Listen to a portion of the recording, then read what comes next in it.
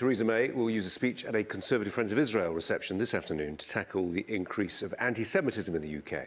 The Prime Minister will vow to call out hatred towards Jewish people by introducing an official definition of anti-Semitism. Well, we're joined now by Jonathan Sacerdote, a campaigner against anti-Semitism. First of all, do we believe that this definition will do anything to tackle the problem? I think it's a really good thing that Theresa May is adopting this definition and making it very clear to everyone that this is government policy now. The definition itself isn't that new. There was something called the EUMC working definition before this one, and it's very similar. But what her adoption of this as government policy shows is that there is a clear line over what is and is not anti-Semitic. And Jewish people who've complained about acts of anti-Semitism against them have often been met with people saying that it's not anti-Semitism, it might be anti-Israel or anti-Zionist, and they have no right to say so. So definitions like this one make it really easy for the law enforcement and Crown Prosecution Service to show what is and is not legal. OK, give us some examples, Jonathan, if you can, because clearly there is some concern that it might, some people feel it might be used to close down debate, criticism of Israel. How might it be used, for instance, prosecuting hate speech? Give us an example. I think, in fact, the important thing to note is that this will make it easier to debate issues without there being a problem of anti-Semites hijacking legitimate causes. Exactly. And so when there are those people who wish to attack Jews and feel they can do it by pinning their attack on Jews to something that disguises their hatred of Jewish people, maybe to do with Israel, that means that we can have legitimate debate about Israel now without those anti-Semites hijacking the cause. And some examples that you're talking about vary enormously because there's a terror threat known against Jewish people. If we just think back to the last few years, we've seen Jewish people targeted and killed by Islamist terrorists in Toulouse, Paris, Brussels. We've seen that happening across Europe and the wider world. Those things have put a bit of fear into people who know that that could happen here. But at the other end of the spectrum, there's hate speech online, there's abuse of people like Luciana Berger MP, who just had her troll who had abused her hideously with anti-Semitic slurs and attacks put in prison for this.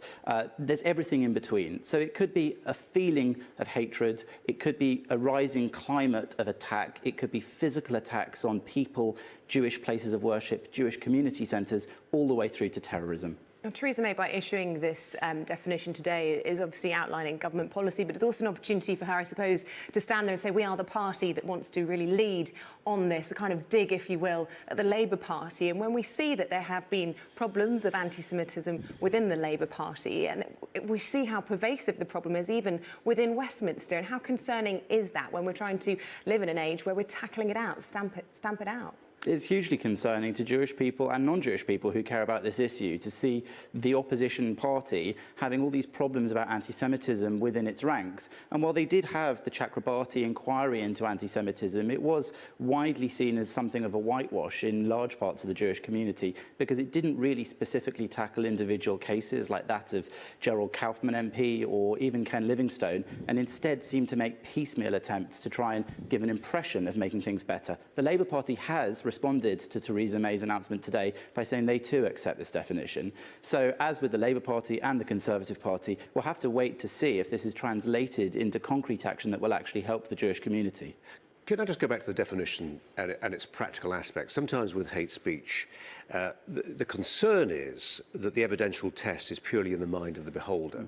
So if I feel that you've said something to me which is, let's say, anti-Semitic, it's for me to decide it's anti-Semitic, not for an outside agency. And some people, that worries, because you get all kinds of crimes that then can be described as racist, homophobic, anti-Semitic, because the evidential test isn't decided by a third party, Crown Prosecution Service, let's say, it's down to the individual who feels themselves to be a victim. Does that bother you? Well, there is that Macpherson principle from when there was the Macpherson report, where we have to listen to the feelings of the person who says they've been attacked, who says that something might have been anti-Semitic or racist in another way.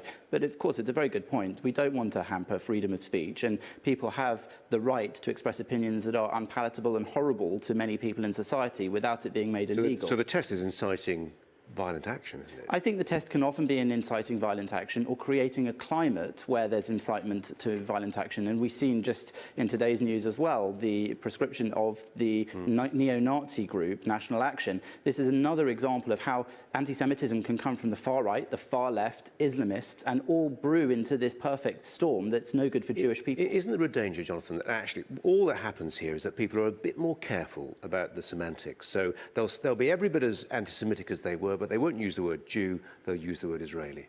I think that's part of what this definition is actually about, because in the further notes in the description of the anti-Semitism description given by the body that came up with the definition, we can see that they give specific examples, and among those are in fact to do with Israel. They say things like attacking all Jews for the actions of the State of Israel, or holding the State of Israel to a higher double standard than you would other states, can in fact reveal that there was an anti-Semitic intention behind what people are saying and doing. And that's very important, because I think that many Jewish people wish to express support for the State of Israel, but in so doing, they don't wish to forfeit the right to say when people have attacked them in an anti-Semitic way, either physically or verbally, and this will help the prosecuting authorities be able to show when that was the intent.